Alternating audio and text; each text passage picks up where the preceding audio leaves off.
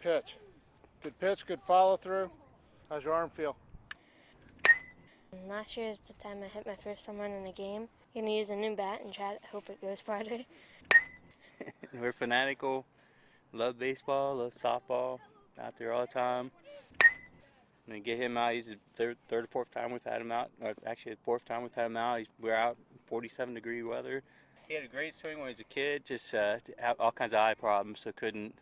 It was you had to have the ball hit the bat because he had a hard time hitting it when he was a younger kid.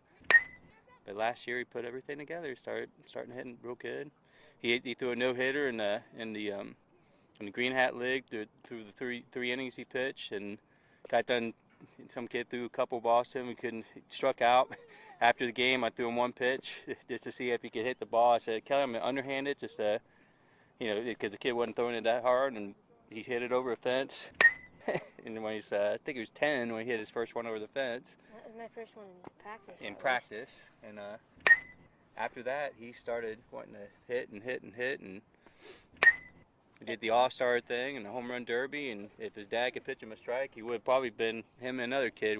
I thought it would sting his hands more, but he hits it normally off the solid part of the bat, so it didn't sting him too much. I like hitting the best because you can score runs and win. Nice and easy today. Don't try to overthrow it. It's too muddy. There you go. Nice and easy. Did you see where you're falling towards?